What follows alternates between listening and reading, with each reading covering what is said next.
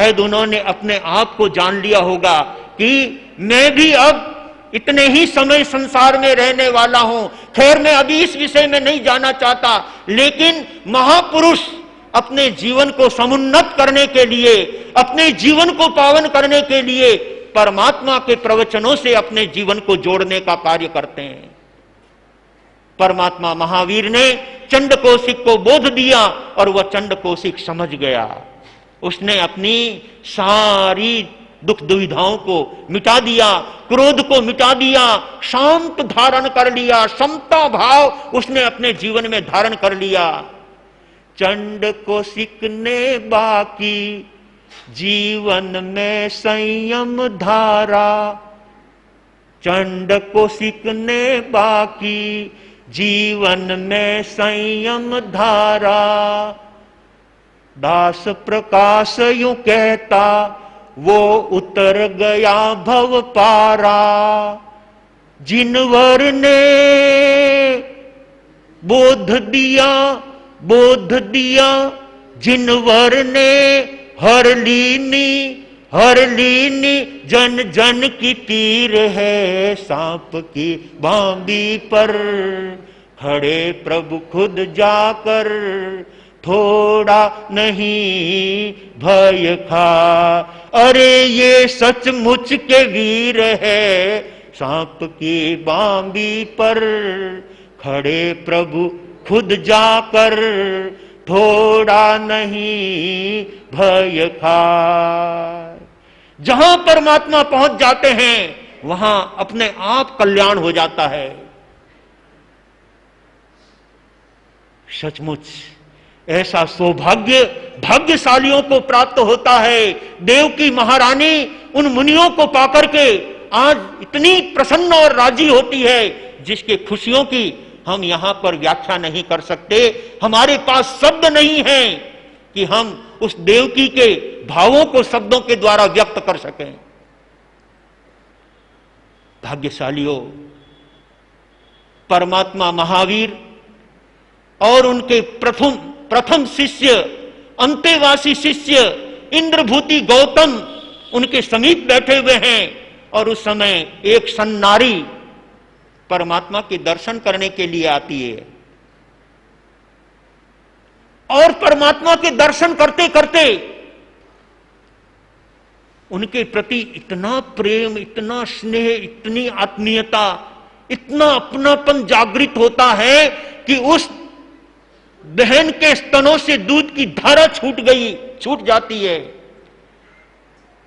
ये सब दृश्य देखकर गौतम अवाक रह जाते हैं।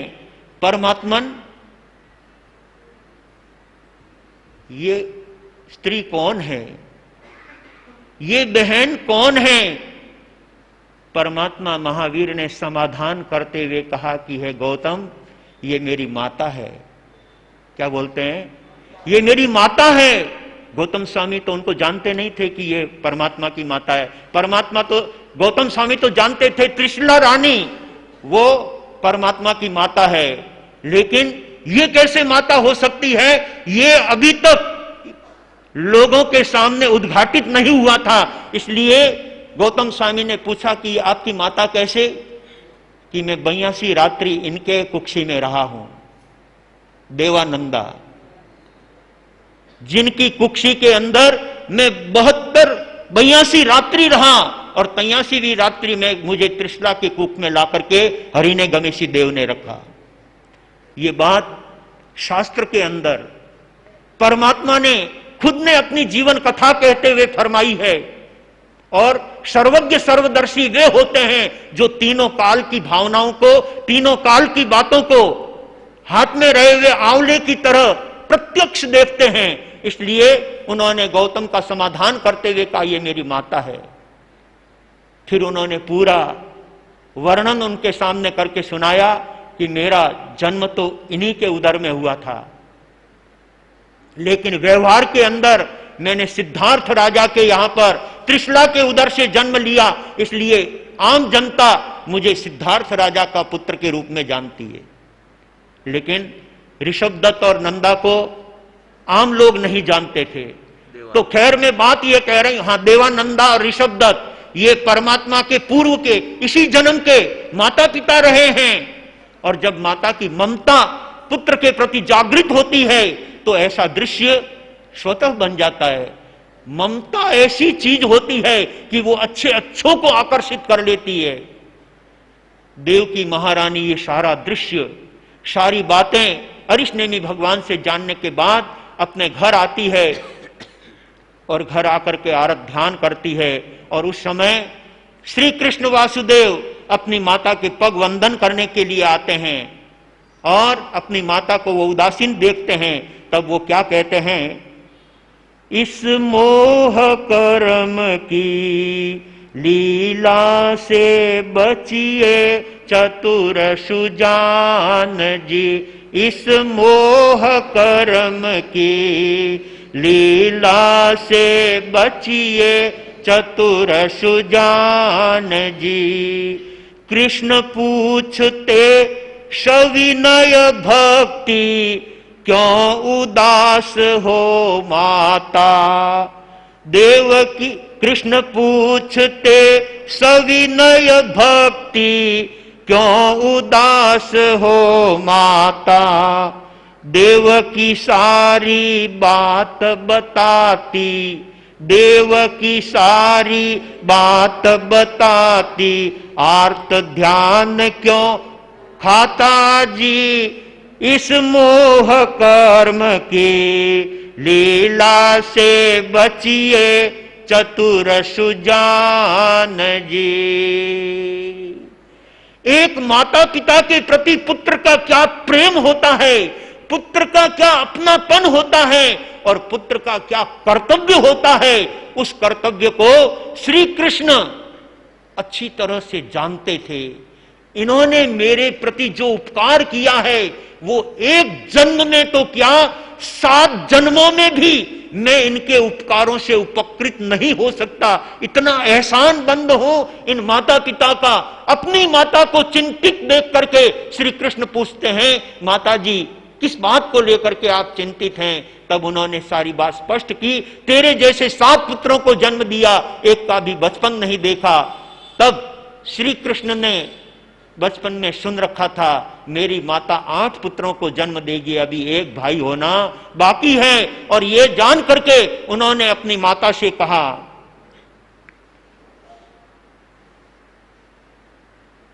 माता को मीठे वचनों से आश्वासन देते हैं। भ्रात सहोदर मेरे होगा, भ्रात सहोदर मेरे होगा।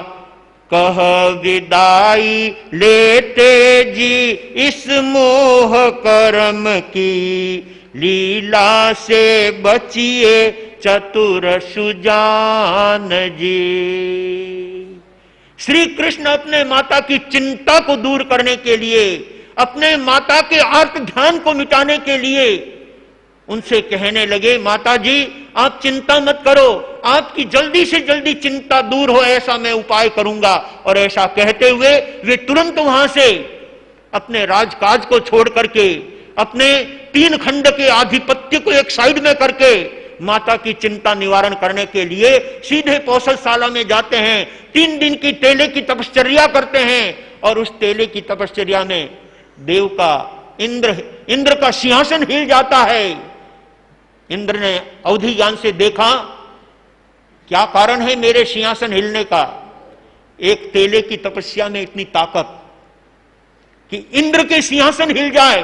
और सचमुच उस इंद्र ने अपने अवधि ज्ञान के द्वारा जाना कि श्री कृष्ण वासुदेव तेले की तपश्चर्या करके और उन्होंने मुझे याद किया है। तब इंद्र ने अपने एक विशिष्ट देव को, जो उन्हीं के हाथ नीचे काम करता था, जिसका नाम था हरिने गमेशी। हरि यानी इंद्र, नेगम यानी चाहने वाला, और हरि ने गमेशी। हरि यानी इंद्र और नेगम यानी आज्ञा और एशी यानी चाहने वाला। जो इंद्र की आज्ञा को चाहे उसको हरिने गमेशी कहते हैं। ऐसे हरिने गमेशी देव इंद्र की आज्ञा से तत्काल वासुदेव श्री कृष्ण के पास उपस्थित होते हैं और निवेदन करते हैं कि राजन, आपने हमें किस लिए याद किया है। कृष्ण देव से कहे भ्रात की मुझको दीजे भिक्षा, देव कहे निश्चित होगा और देव कहे निश्चित होगा और लेगा जैनेश्वरी दीक्षा जी, इस मोह कर्म की लीला से बचिए चतुर सुजान जी। श्री कृष्ण को देवता ने आश्वासन देते हुए कहा कि आपके छोटा भाई होगा। कृष्ण कहते हैं ये तो मैं भी जानता हूं, लेकिन मैंने तुम्हें इसलिए याद किया है कि मेरे होने वाले छोटे भाई को 6 भाइयों की तरह माता से दूर नहीं करोगे, क्योंकि मेरी माता पुत्र का बचपन देखना चाहती है, पुत्र का लालन पालन करना चाहती है। इसलिए तुमको केवल इसलिए याद किया है कि मेरे होने वाले 8वें भाई को तुम माता से दूर नहीं करोगे। देवता ने कहा तथास्तु। कृष्ण महाराज देव से यह सारी जानकारी लेने के बाद अपनी माता के पास पहुंचते हैं और माता से आकर के निवेदन करते हैं, माता जी, मेरे छोटा भाई होगा जिसका तुम आनंद से बचपन देख सकोगी। बस केवल इतनी बात उन्होंने माता से कही, आगे की बात उन्होंने माता को नहीं की। आगे की बात की माता को आवश्यकता भी नहीं थी, वो तो केवल अपने पुत्र का बचपन देखना चाहती थी। और वो बात श्री कृष्ण ने आकर के माता को कही। माता को बड़ी खुशी होती है, बहुत प्रसन्नता होती है। इस पर से एक हमको और शिक्षा प्राप्त होती है कि जहां जितना कहना है उतना ही कहना चाहिए। जो गंभीर होते हैं, जो समझदार होते हैं, जो बुद्धिमान होते हैं, वो उतना ही कहते हैं, उससे आगे यूं ही पृष्ठ पेषण नहीं करते। श्री कृष्ण अपनी बात कह करके चले गए।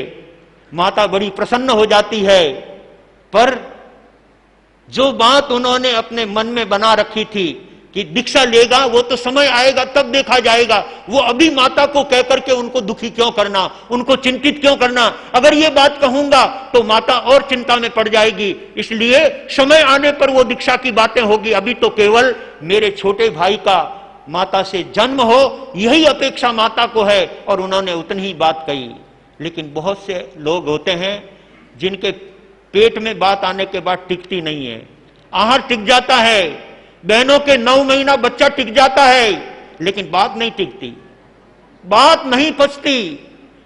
एक शहर के अंदर बहुत बड़े श्रेष्ठी रहते थे, उनके यहां पर 10-20 नौकर चाकर काम करते थे और उन नौकर चाकरों को वो पहले परीक्षा लेते थे कि मेरे घर में कभी कोई 19-21 बात हो जाए तो वो बात बाहर नहीं जानी चाहिए। तो एक नया नया आदमी काम करने के लिए आया था, उसकी परीक्षा लेने के लिए शेठ साहब ने उसको अपने पास बुलाया और कहा कि भाई एक बात कहना चाहता हूं तुमको, कुछ ऐसी अघटित घटना घर में हो गई है, लेकिन वो बात तुम तक ही रखना है और इसके लिए मैं ये 1000 रुपए की थैली तुमको भेंट करता हूं। ये 1000 रुपए तुम्हारे, लेकिन वो घटना तुम बाहर जाकर के नहीं करोगे।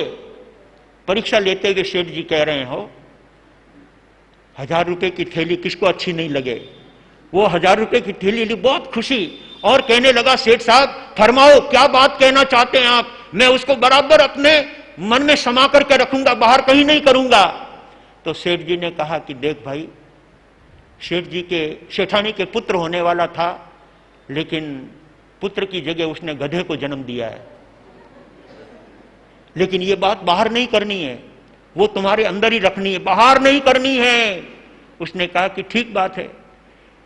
अब वो थोड़ी देर तो उस बात को जो है मन में पकड़ करके रखा रहा, बाहर नहीं करना, अपने को क्या है, गधा जन्मा होगा, अपने को क्या उससे लेना देना है। परंतु कोई नई बात अपने पेट में आती है तो पचती नहीं है। वो घंटे 2 घंटे 4 घंटे तो बहुत कसमकस उसको जो है पकड़ करके रखा रहा, लेकिन आखिर में उससे रहा नहीं गया और वापस वो सेठ साहब के पास आया और सेठ साहब को वो 1000 रुपए की थैली देते हुए कहने लगा कि सेठ साहब, मारी जीभ लपलपी और बोले सारा पहली, सेठानी जी गद्धो जायो आलो थारी थैली। मैं तो ये बात बाहर जाकर के करूंगा तभी मेरे पेट में हल्कापन होगा, नहीं तो ये आफरा मेरा कम होने वाला नहीं है। बात को पचाना बहुत कठिन काम है, बहुत मुश्किल काम है। जो बहुत समझदार और गंभीर लोग होते हैं वो कभी भी नहीं कहने योग्य बात कभी उगलते नहीं है। सूने कुएं के अंदर जैसे कोई चीज डाल दी हो वो वापस बाहर नहीं आती, ऐसे ही गंभीर व्यक्ति ही बात को पचा सकते हैं। तो कृष्ण ने भी उस बात को अपने तक ही रखा, माता को नहीं कहा और माता को अपने पुत्र होने की बात बता करके श्री कृष्ण अपने राजकाज के अंदर लग जाते हैं। उन्होंने अपने माता के प्रति जो फर्ज था, माता के प्रति जो कर्तव्य था, उस कर्तव्य को उन्होंने अदा किया और समय पर गस्सु कुमार का जन्म हुआ, गस्सु कुमार का लालन पालन हुआ, गस्सु कुमार का बचपन देखा। माता देवकी अपने पुत्र गस्सु कुमार को देखकर गदगद हो जाती है और अपने पुत्र कृष्ण कन्हैया के भावों को देख करके भी मन आनंदित हो जाता है। पुत्र वो होता है जो अपने माता पिता की चिंता को दूर करता है। जिन माता पिता ने हमको पाला पोसा बड़ा किया, ऐसे माता पिता के प्रति हर संतान का दायित्व बनता है कि वो उनके प्रति समर्पित होकर के माँ बाप की हर इच्छाओं का, माँ बाप की हर भावनाओं का आदर और सम्मान करे। तो उनके उपकारों से बालक पुत्र उपकृत होता है, हल्का होता है और अपने जीवन को परम पावन बनाता है।